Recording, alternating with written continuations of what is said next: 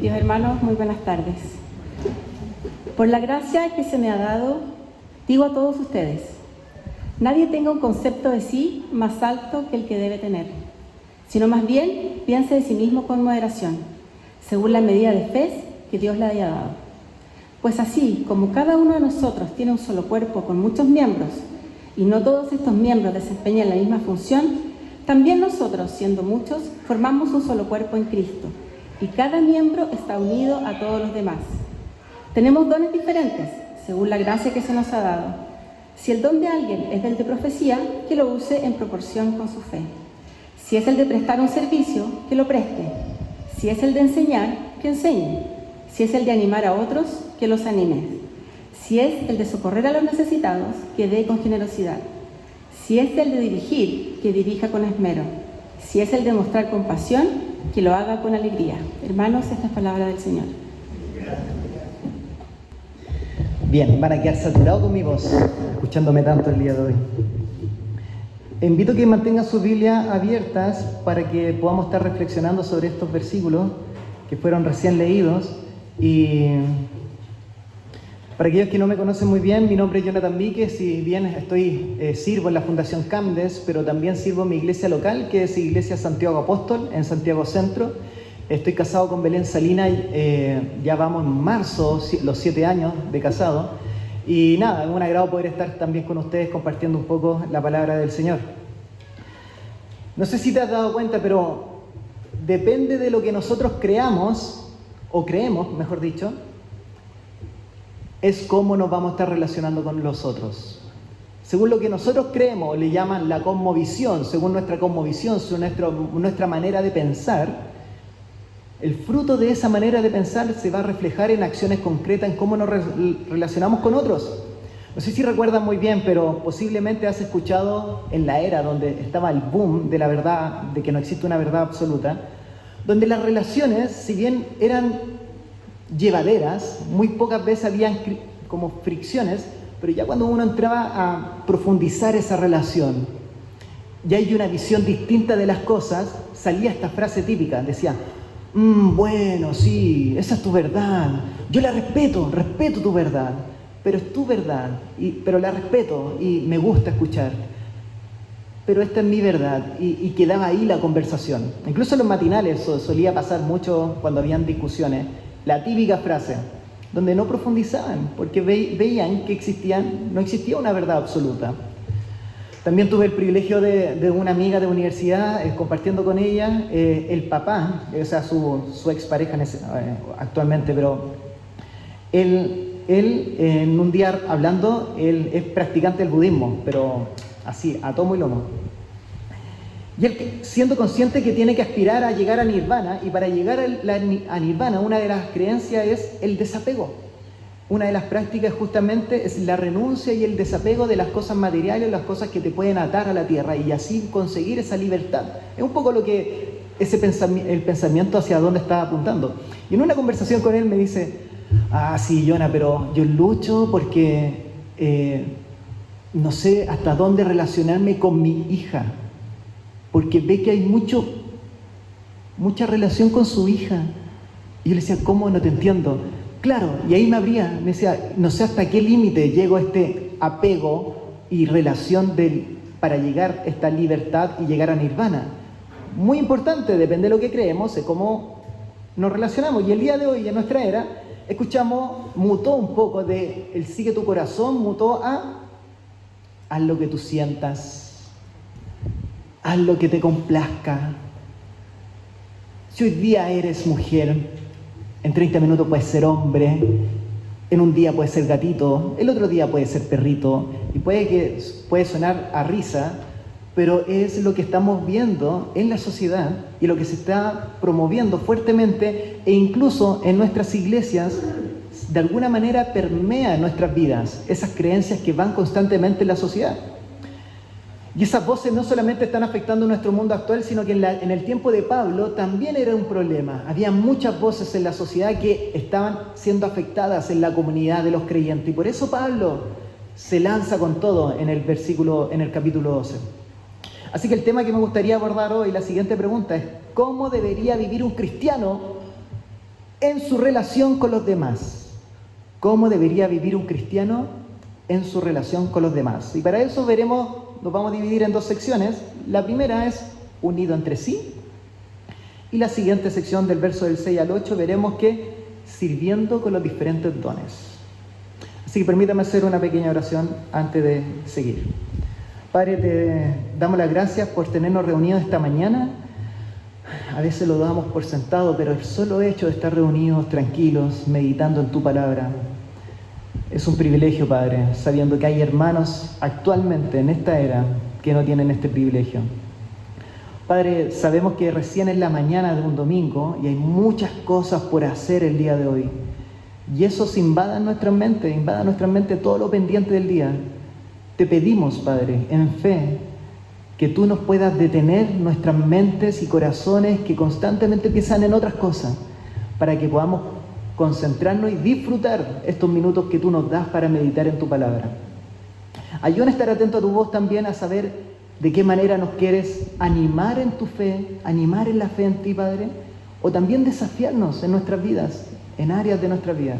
Gracias, Padre, por esta palabra y por el tiempo de reflexión el día de hoy. En el nombre de Jesús. Amén. Ok, carta de los Romanos. Como toda carta, cuando uno recibe una carta, en sus tiempos, cuando nos enviamos cartas, yo todavía llegué a ese tiempo donde me enviaba cartas con otras personas, uno no parte leyendo desde la mitad o desde casi el final, uno parte leyendo del principio. Así que no podemos estar recorriendo el capítulo 1 al 12, pero sí le voy a hacer un pequeño resumen para que nos dé un contexto de cómo llegamos, cómo nos enfrentamos al capítulo 12 y por qué Pablo está diciendo esas palabras. Y Pablo del capítulo 1, bien digo, hasta el 12, tiene un énfasis de poder, hasta el 11, perdón, tiene un énfasis de poder dar distintos principios bíblicos a las iglesias. Y ahí donde el capítulo del 1 al 3, donde su énfasis es decir que todos son pecadores, judíos, gentiles, judíos y no judíos, todos son pecadores. Luego va del capítulo del mismo 3, lo sigue elaborando hasta el capítulo 5, que entrega la solución, donde dice, bueno, pero la salvación es solo por la fe en Cristo Jesús.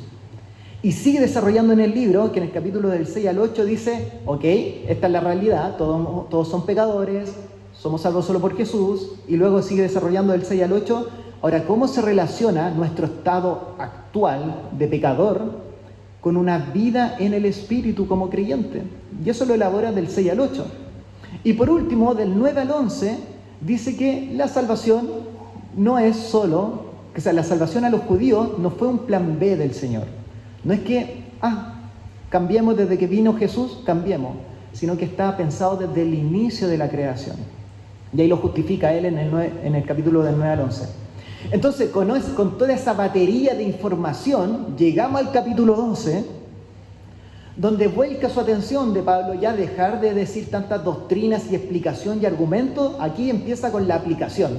¿Cómo debiese vivir entonces, a la luz de este conocimiento, cada creyente? En tanto que los receptores de la carta entonces no se adapten a este mundo, más bien lleven vidas en conformidad a las cosas las cuales es posible por medio de la renovación de sus mentes. Fíjense cómo dice el verso 2 en su Biblia. Acompáñenme en el verso 2 del capítulo 12, donde Pablo dice en la versión NBI, no se amolden al mundo actual, sino sean transformados mediante la renovación de su mente, mediante de lo que creen. Así podrán comprobar cómo es la voluntad de Dios, buena, agradable y perfecta. Al hoy, Pablo posiblemente hubiese dicho, querida iglesia, reprogramen su mente, cambien el chip para que vivan de otra manera, cambien su manera de pensar. Eso hubiese sido una invitación con palabras actuales, Pablo, a la iglesia. Y esto Pablo lo está diciendo porque ya viene evidenciando cierta arrogancia y altanería que había entre los mismos creyentes, que uno venía de cierto lado, tenía otro trasfondo, que otro era judío, que otro venía de un trasfondo griego, romano. Había problemas ahí. Entonces, y eso también lo podemos ver en el verso 3, sigamos en el verso 3, cuando Pablo continúa diciendo, por la gracia que se me ha dado, dice Pablo, digo a todos ustedes, nadie tenga un concepto de sí más alto que el que debe tener, sino más bien piense de sí mismo con moderación, según la medida de fe que Dios le haya dado. Este llamado de Pablo a que no tengan un concepto más alto entre unos y otros, lo justifica a través de dos cosas en este versículo. La primera es que Dios al final es quien da la fe para creer en Él. Fíjense cómo termina el verso 3, la parte final del verso 3 en sus Biblias. Según la medida de fe que Dios le ha dado, la fe que Dios te proveyó. ¿Cómo te vas a jactar si esa fe proviene de Dios, no proviene de ti? ¿Por qué te estarías jactando? Y la segunda está diciendo es que todos los miembros de la iglesia son un mismo cuerpo. ¿Cómo voy a exaltarme si es parte de mí? Dos motivos por los cuales está justificando. Y luego continúa en el verso 4. Acompáñenme del verso del 4 al 5, dice: pues así como cada uno de nosotros, dice Pablo, tiene un solo cuerpo con muchos miembros, y no todos estos miembros desempeñan la misma función, también nosotros, dice Pablo, siendo muchos, formamos un solo cuerpo en Cristo, y cada miembro está unido a todos los demás.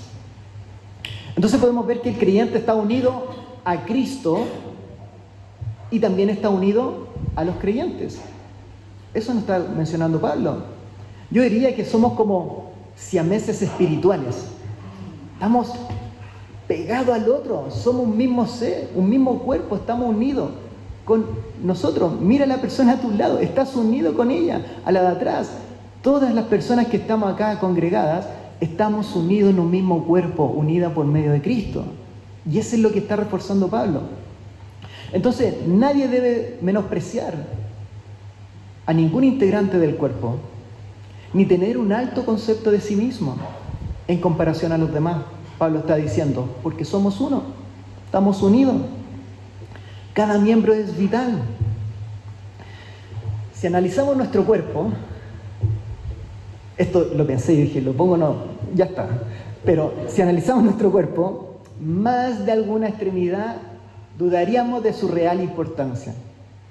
Incluso en este tiempo de verano, habitualmente lo ocultamos, como que no queremos que se vea tanto. Y durante invierno no nos damos ni cuenta de su existencia, excepto cuando nos ponemos una zapatilla o cuando estamos acostados en la cama, movemos el pie y sentimos como que una navaja pasó por la sábana, así. Me estoy refiriendo al dedo chico del pie. El dedo chico del pie solemos atribuir como algo extraño, como ¿cuál es su función? Incluso nos avergüenza tener un tal dedo chico. Y aunque dudemos de su existencia, está unido a nosotros y tiene un propósito. Y su función es estabilizar la pisada. Los que son del área de salud van a entender, su explicación va a ser más profunda, perdón por lo básico, pero estabilizar su pisada tiene su función y es parte de nosotros. Entonces, requerimos de eso en nuestro cuerpo. Y Pablo está reforzando entonces en estos versículos que la unidad que tiene la iglesia entre cada creyente y hacia Cristo, aunque la función de cada creyente sea distinta, extraña, no la entendemos, no comprendemos, Pablo dice, nos necesitamos a cada uno,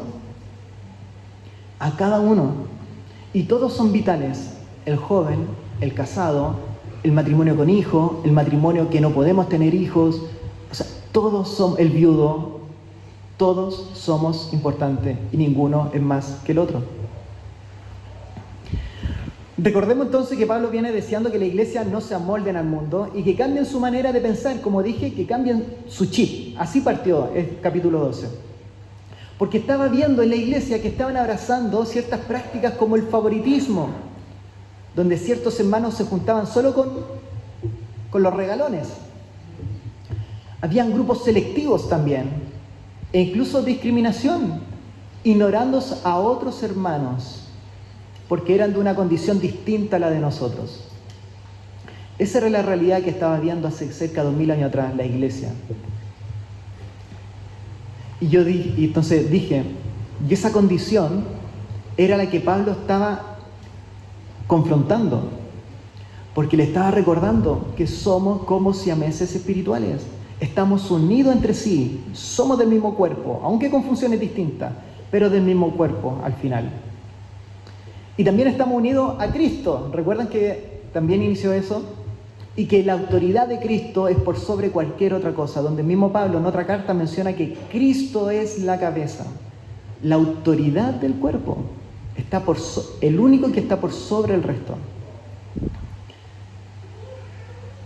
Pero nada de esto vamos a poder disfrutar si no estamos unidos con Cristo primeramente.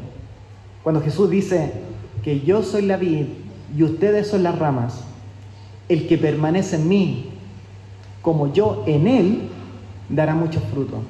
Pero luego continúa Jesús diciendo, separados de mí, dice Jesús, fuera de mí, no pueden ustedes hacer nada. No algunas cosas, nada. Separados de mí no pueden hacer nada. Si no disfrutamos nuestra relación con Jesús primeramente, querido hermano, querida hermana, no vamos a poder disfrutar nuestra unión como cuerpo de Cristo. Con nuestro hermano que es distinto a mí, con nuestra hermana que es distinta a mí, no vamos a poder. Necesitamos disfrutar de nuestra relación con Jesús primeramente, de esa unión que tenemos con Él, para recién disfrutar nuestra relación con los otros. Y Pablo sigue profundizando un poco la relación y cómo debe vivir la iglesia, y para eso vamos a los siguientes versículos, del 6 al 8, el punto 2. Usando los diferentes dones.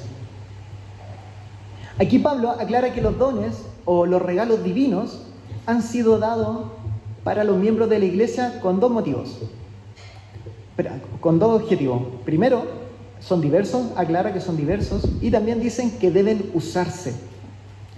No sé qué Biblias tienes al frente, pero la Reina Valera Contemporánea y la NBLA son un poco más pedagógicas al explicarlo, cuando inicia el verso 6 de este mismo capítulo 12.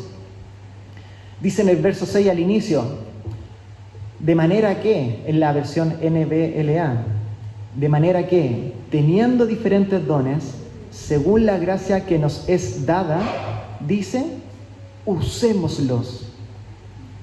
Y luego comienza con el listado de dones o regalos que Dios ha dado a la iglesia para ser usados. Y Pablo está evitando que la iglesia sea como aquella persona que cada vez que recibe un regalo que sería para compartir, lo guarda y no lo usa. No sé si tú, a lo mejor yo soy más egoísta, pero el mes pasado estuve de cumpleaños, me regalaron chocolate y un vino, y toda la gente cuando ya lo abrí, ya todos sabían qué lo que era el regalo, seguían diciendo, que lo abra, que si ya estaba acá. ¿Y qué hice yo? Lo compartí. No, si yo soy egoísta, perdón Señor, pero ¿qué hice? Lo guardé, me reí así, y lo guardé y ahí quedó. Y justamente eso, Pablo está queriendo evitar que pase en la iglesia. Que esos dones, esas habilidades, esos regalos que Dios le ha dado a cada uno, que lo usen, que no lo guarden, que lo pongan en práctica. Y aquí Pablo viene y enumera un listado de dones, son 7. Y aquí nos vamos a estar profundizando uno por uno, si no nos vamos a alargar mucho. Pero solo me gustaría mencionar, no sé si estás tomando apunte, pero si tienes la posibilidad de verlo en tu casa, porque Pablo habla de los dones en Efesios 4 y en 1 Corintios 12. Y cuando vemos Romanos, capítulo 12, como estamos, Efesios 4 y 1 Corintios 12, y comparamos su relato cuando está hablando de los dones, en Romanos hay algo que resalta que no menciona ni ninguna de estas dos. Y lo que está resaltando acá es algo que está enfatizando que cada vez que describe un don, le da una bajada y dice cómo debe usarse ese don. En cambio, en los otros no menciona, no se da ese detalle. Entonces aquí yo necesito de su ayuda, que me puedan acompañar en el versículo 6. Acompáñenme todos en el verso 6 para que veamos cuáles son los dones y cuál es el objetivo de cada uno de estos dones que Pablo está enfatizando. Entonces en el verso 6 vemos que dice, tenemos dones diferentes, dice Pablo, según la gracia que se nos ha dado. Si el don de alguien es de profecía, ¿qué tienen que hacer? Que lo usen. Y luego sigue. Si es el de prestar un servicio, ¿qué tienen que hacer? Prestar el servicio, que lo presten. Si el de enseñar, que enseñe. Si el de animar a otros, que lo anime. Si el de socorrer a los necesitados, que lo dé, que lo haga con generosidad. Si el de dirigir, que dirija con esmero. Si el de mostrar compasión, que lo haga con alegría. Pablo está esperando que cada creyente use y ponga en práctica los dones y regalos y habilidades que Dios le ha dado a cada creyente, para el beneficio de otros. Puede que al ver este listado inevitablemente se nos desvíe un poco el enfoque y nos preguntemos, ok, entendí, pero a ver, explícame más, ¿cómo profecía? A ver, explícame, ¿de qué se trata esto, profecía? Y por un tema de tiempo me voy a acotar solamente a 3 cosas a tener en mente cuando se refiere a profecía. La primera es que una cosa es el don de profecía y otra muy distinta es la función de profeta. No sé si se entiende. Don de profecía y otro el rol de profeta. Son cosas distintas. Aquí está apuntando a don de profecía. Segundo, Pablo cuando usa la palabra profecía lo usa en varias partes. Si estás anotando te lo puedo citar. Efesios capítulo 2, capítulo 4. 1 Corintios, el capítulo 12, 14 y 24. En todas estas ocupa la palabra profecía. Y también Pablo participa, porque él no lo escribe, pero participa en Hechos 8 y capítulo 21 respecto a temas puntuales de profecía. Y cuando pescamos todo esto, lo metemos en la licuadora y empezamos a observar, nos podemos dar cuenta que Pablo entiende por profecía como aquellas palabras dadas por Dios para animar, edificar y exhortar a los miembros de la iglesia para su propio bien. Lo puedo repetir. Pablo, cuando se refiere a profecía, está enfatizando que son aquellas palabras dadas por Dios para animar, edificar y exhortar a los miembros de la iglesia para su propio bien. Dije que eran 3, tercero y último. Entendiendo que la profeta mayor es la palabra de Dios, esta es nuestra autoridad.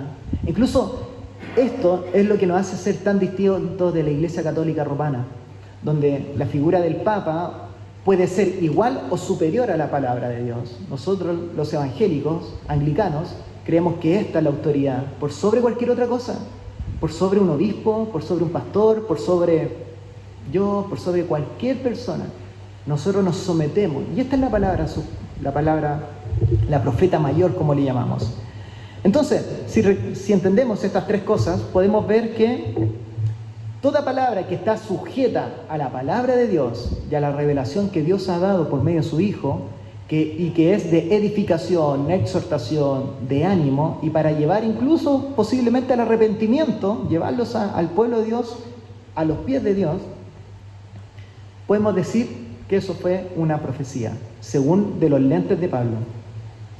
Entonces, en otras palabras, si te sujetas a la palabra de Dios y la usas para edificar, exhortar, animar e incluso llevar al arrepentimiento a algún hermano o hermana, ahí, en ese caso, estás usando el don de profecía, según Pablo, porque ese es el propósito de ese don.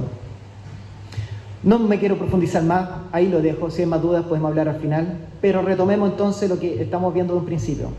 Hemos visto que la comunidad cristiana entonces se vería donde cada uno de los integrantes depende en conjunto con Cristo y dependen unos a otros y se necesitan. Y que se necesitan y se sirven mutuamente con las diversas habilidades y dones que Dios le ha dado, como enfatiza Pablo. Si bien cada creyente estamos llamados a animar, a exhortar la palabra de Dios, a servir a otros, a enseñar la Biblia, a animar en la fe, aplicando estos principios bíblicos a la vida en particular de mi hermano, a velar por el necesitado, a liderar con diligencia y esmero y ser compasivo con el pecado de otros, con gozo y sin queja. Todos estamos llamados a esto. Pablo está enfatizando es que si bien cada uno tiene este rol, algunos están equipados más que otros en estos roles. Y aquí puede que surja una siguiente pregunta.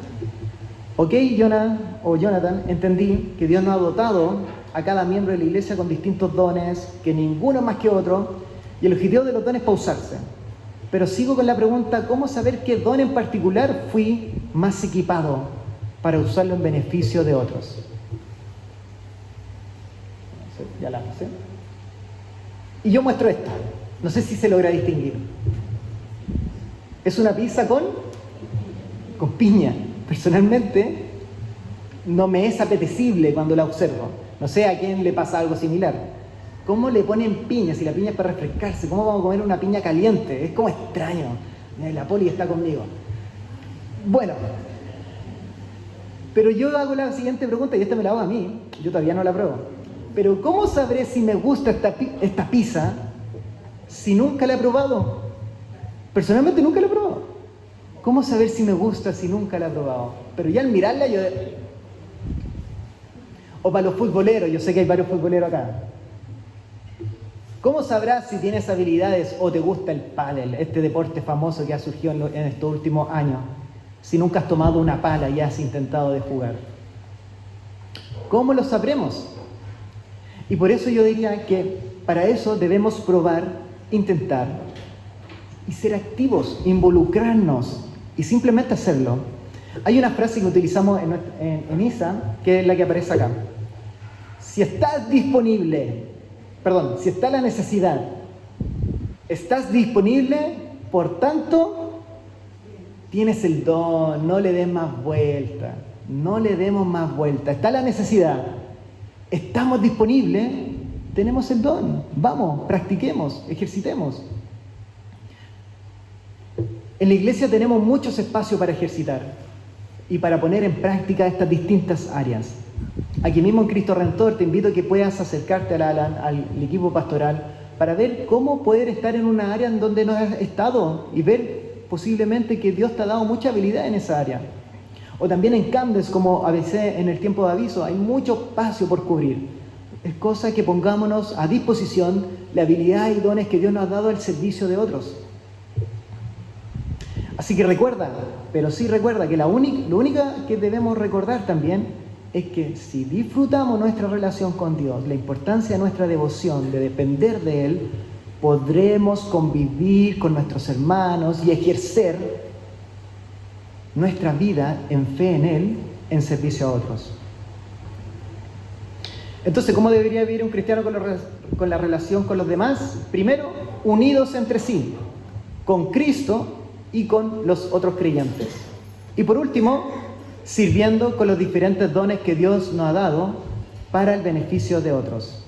Así que permítame orar para que el fruto de lo que Dios ha hecho en nuestras vidas, esa unión con Cristo, nos impulse a vivir como un cuerpo unido y los miembros de nuestra iglesia podamos disfrutar las distintas habilidades que cada uno nos ha dado. Permítame orar. Padre, te damos las gracias por esta tarde. Permítenos que estas palabras de Pablo, Señor, sean aquellos que nos recordemos, no solo hoy ni la semana, sino que durante el año. La importancia de disfrutar nuestra relación contigo y de no vacacionar de ti. Padre, líbranos de vacacionar de ti. En este tiempo de vacaciones, ayúdanos a profundizar nuestra relación contigo, a desear de vincularnos más con nuestros hermanos y hermanas y a ponernos al servicio de otros, Padre Celestial, como el llamado que está haciendo Pablo. Ayúdanos a recordar todos los principios bíblicos, Padre, para vivir de una manera que sea digna y que te alabe, Padre, y estar atento para reprogramar nuestra mente, cambiar el chip y no abrazar lo que el mundo ofrece. Te necesitamos para esto, necesitamos la guía de tu Espíritu Santo y te damos las gracias que por medio de tu Hijo podemos orar y confiar que en Él, Señor, y en el disfrute en Él, tú puedes hacer estas cosas en nuestras vidas. Gracias, Padre, en el nombre de Jesús. Amén.